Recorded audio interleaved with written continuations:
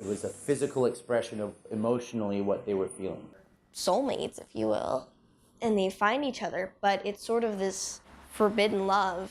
And it's not just any regular show, but you can always come here and see theater, a show. You're ending up working with someone for a long period of time. Creativity, what's fun is that so some of the people who are learning, some of the hearing people are learning sign language. So they'll come up and haven't ask felt that way questions, because or we'll everyone talk is to one of used the deaf to members. so So actually, I like seeing other people are hearing very diverse.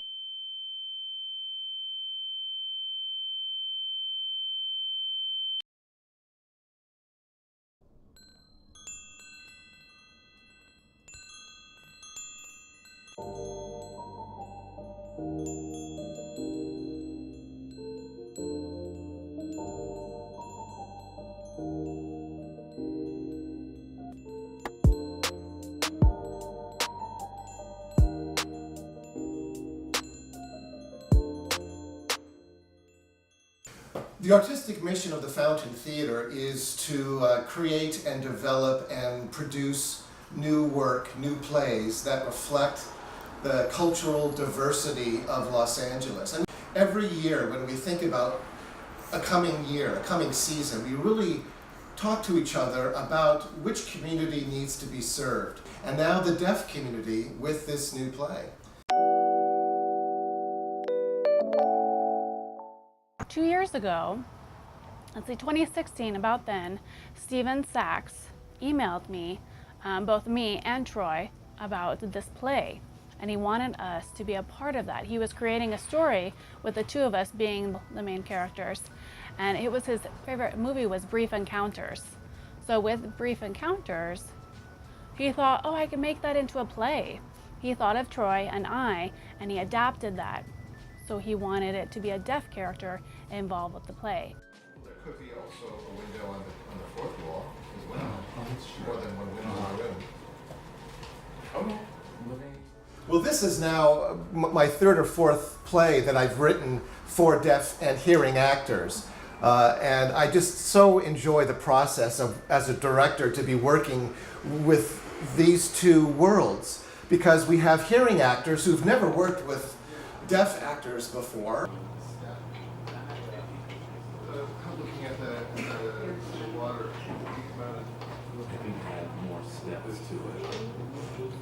I was just appreciating the fountain and who they were, and it's provided me access, and that's amazing. It's so nice to have that, to have the friendly environment, to have staff. Some know sign. I think that's great. They have interpreters. I always think about, oh, do we have interpreters? Who do we need to pull in for this rehearsal? They know what to do ahead of time. I don't have to ask for them, hey, can you please have this? Can you please have that? They know exactly what to do. The room is just like, there are a lot of challenges, but it's just really fun and exciting and rewarding to see them come together and to see them help each other. The first time we walked into rehearsal and everybody was there, generally you walk into a room and you're meeting new people and it's like, hey, how you doing? And oh, nice to meet you. So glad you're, part of the cast. But I walked into a room and it was completely silent. And it was because everybody was signing and I was looking like, okay, am I the only one who does not know how to sign? It's a good question. How long was the transition?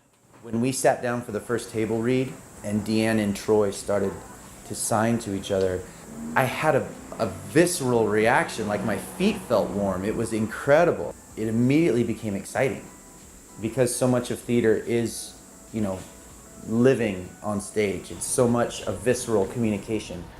They're talking with their hands.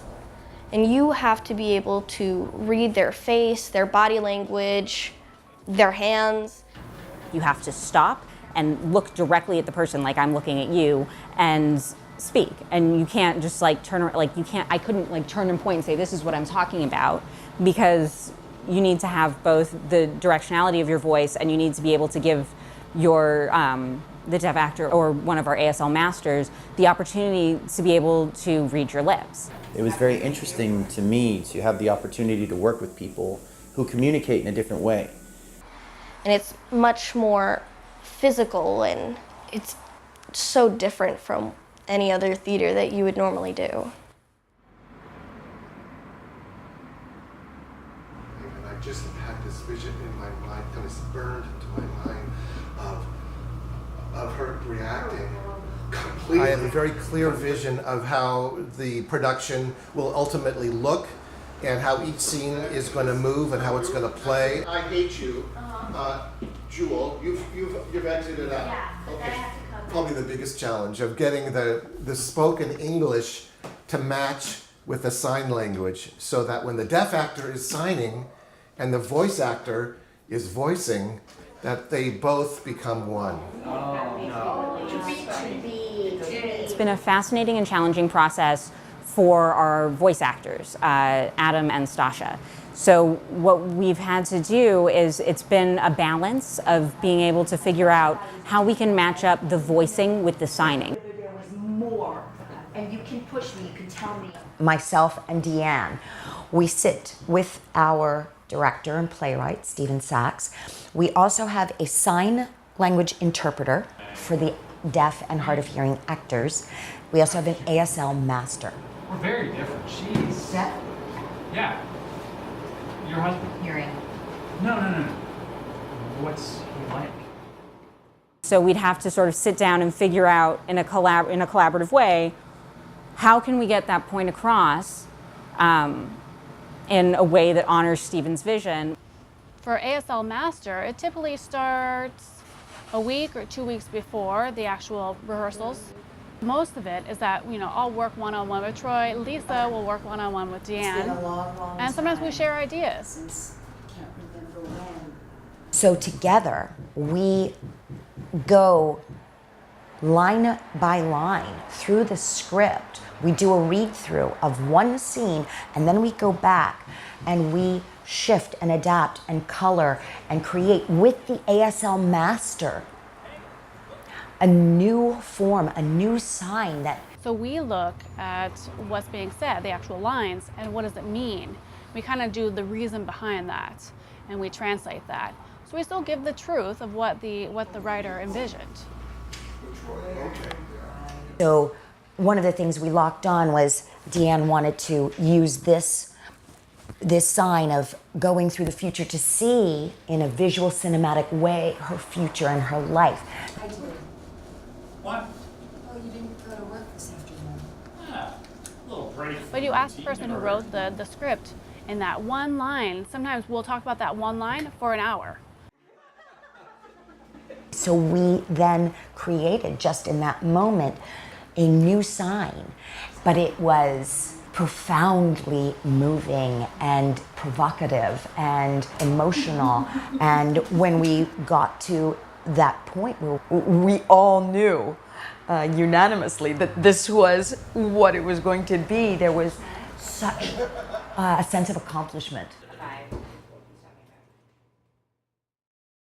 I hope that when they see a play like this and understand that we're all just human beings, that a deaf man or deaf woman, through the beauty of their language, feels exactly the same things we do, can express it as fully as any of us in any language. This idea of the other, of us and them, of difference. Anything that we can do as artists at the Fountain Theater to erase these kinds of preconceptions is vitally important to all of us here, especially now.